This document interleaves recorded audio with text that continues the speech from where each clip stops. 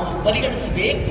ಇದೇ ಮಾನದಂಡ ಶ್ರೇಣೀಕೃತ ಶ್ರೇಷ್ಠತೆಯ ವ್ಯಸನ ಭಾರತದ ಮಾತ್ರ ಅಲ್ಲ, ಇಡೀ ಭೂಮಂಡಲದ ಶ್ರಮಿಕ. ಪಾದ ಅಂದರೆ ಏನು?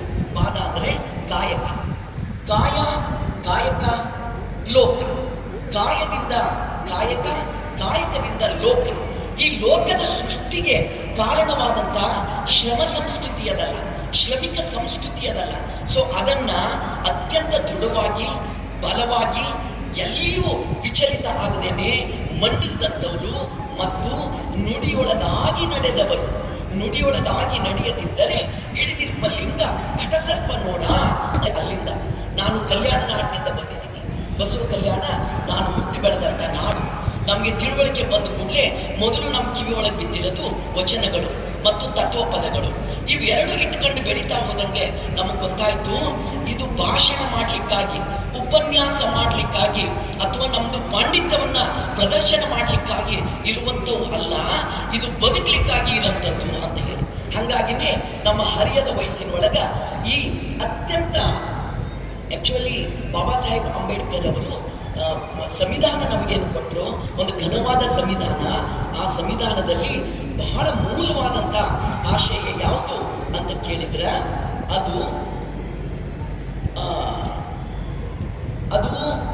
ಈ ದೇಶದ ಮೂಲನೇ ಬಾಬಾ ಸಾಹೇಬ್ ಅಂಬೇಡ್ಕರ್ ಸಂವಿಧಾನ ರಚನೆಯಲ್ಲಿ ಬೀಜ ರೂಪವಾಗಿ ಇದ್ದಂಥವರ ಕನಸು. ಎರಡನೇದು ಭೂಮಿ ಮತ್ತು ಸಾಮಾಜಿಕ ಸಂಪತ್ತಿನ ರಾಷ್ಟ್ರೀಕರಣ. ಭೂಮಿ ಮತ್ತು ಸಾಮಾಜಿಕ ಸಂಪತ್ತಿನ ರಾಷ್ಟ್ರೀಕರಣ. ಇದರ ಬಗ್ಗೆ ನಮ್ಮ ವಚನಕಾರರು ಏನು ಹೇಳ್ತಾರ ಅಂತ ನನ್ನದು ವಚನಕಾರರ ಬಹಳ ದೊಡ್ಡ ಆಶಯವಾಗಿತ್ತು.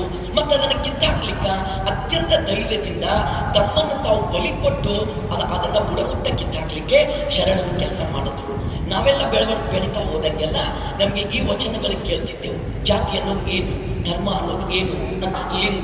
ಲಿಂಗವನ್ನು ಆಯತ ಮಾಡಿಕೊಂಡವರು ಯಾರೋ ಅವರು ಲಿಂಗಾಯತ ಅನ್ನುವ ಪರಿಭಾಷೆಯಲ್ಲಿ ನಾವು ಇವತ್ತಿನ ದಿನ ಲಿಂಗಾಯತ ತತ್ವಗಳು ಇವತ್ತು ಅದಕ್ಕೆ ಒಂದು ಅಲ್ಪಸಂಖ್ಯಾತ ಧಾರ್ಮಿಕ ಮಾನ್ಯತೆಯನ್ನು ಸಿಗಬೇಕು ಅಂತ ನಾವು ಪ್ರತಿಪಾದನೆ ಮಾಡ್ತಿದ್ದೀವಿ. ಬಹುಶಃ ನಾನು ಒಂದೊಳಗೊಂದು ಮಿಕ್ಸ್ ಮಾಡ್ತಾ ಇಲ್ಲ, ಒಂದಕ್ಕೊಂದು ಜೊತೆ ಮಾಡ್ಕೊಂಡು ನಾನು ಹೊರಟಿದ್ದೀನಿ. ಹಾಗಾಗಿ ಈ ಧರ್ಮ ಅಂತನ್ನೋದು ಇವತ್ತು ಸನಾತನಿಗಳು ಹೆಂಗ್ ವ್ಯಾಖ್ಯಾನ ಮಾಡ್ಲತ್ತಾರ ಅಂತ ನೀವು ನೋಡಿರ್ತೀವಿ. ಯಾರೋ ಗುಂಡಿಟ್ರು ಅಂದ ಕೂಡಲೇ ಇಂಥ ಧರ್ಮದವರು ಗುಂಡಿಟ್ಟರು ಅಂತ ಹೇಳಿ. ಅದಕ್ಕೆ ಅಲ್ಲಮ್ಮ ಪ್ರಭು ಅವತ್ತೇ ಹೇಳಿದ್ರು, ದಾಳಿಕಾರಂಗೆ ಧರ್ಮ ಉಂಟೆ, ದಾಳಿ ಮಾಡೋವರಿಗೆ ಧರ್ಮ ಅದನ್ನ, ದಾಳಿ ಮಾಡೋವರಲ್ಲಿ ನೀವು ಧರ್ಮ ಹುಡುಕ್ತಾ ಇದ್ದೀರಿ ಅಂತ ಹೇಳಿದ್ರೆ ನೀವು ಜೀವ ವಿರೋಧಿಗಳು, ನೀವೇ ಕ್ರೂರಿಗಳು ಅನ್ನೋ ಮಾತು ಹೇಳ್ತಾರೆ.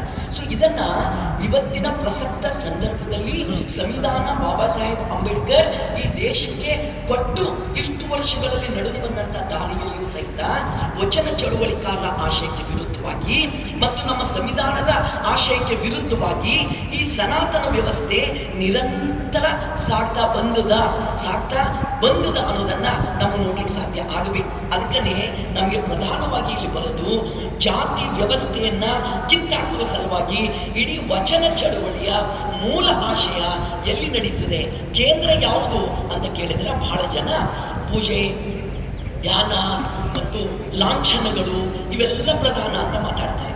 ಆದ್ರೆ ನೀವು ವಚನ ಚಳವಳಿ ಅಧ್ಯಯನ ಮಾಡ್ತಾ ಹೋದ್ರಿ ಅಂದ್ರೆ ಕೇಂದ್ರ ನಿಮಗೆ ಸಿಗ್ತದಲ್ಲಿ. ಯಾವುದು ಕೇಂದ್ರ? ಮಾದಾರ್, ಹರಳಯ್ಯ ಮತ್ತು ಮಧುವರಸರ ಮಕ್ಕಳು ಜಾತಿ ವ್ಯವಸ್ಥೆಯನ್ನು ಮುರಿದು ಮದುವೆಯಾಗುವ ಸಂದರ್ಭದಲ್ಲಿ ಅಲ್ಲೊಂದು ದೊಡ್ಡ ಸಂಘರ್ಷ ನಡೆದು ಬಿಡ್ತದ.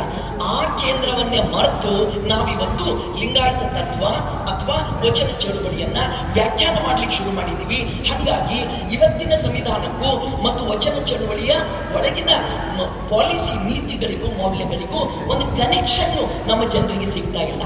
ಸಂವಿಧಾನ ಅಂದ ಕೂಡಲೇ ಬಾಬಾ ಸಾಹೇಬ್ ಅಂಬೇಡ್ಕರ್ ಒಂದು ಸಮುದಾಯದ ಜನ ಮಾತ್ರ ಎದ್ದು ಇಲ್ಲ ನಾವು ಉಳಿಸ್ಕೊಳ್ತೀವಿ ಸಂವಿಧಾನ ಅಂತ ಹೇಳಿ. ಆದ್ರೆ ಇನ್ನು ಉಳಿದ ಸಮುದಾಯದ ಜನ ಲಿಂಗಾಯತ ಇರ್ಬೋದು,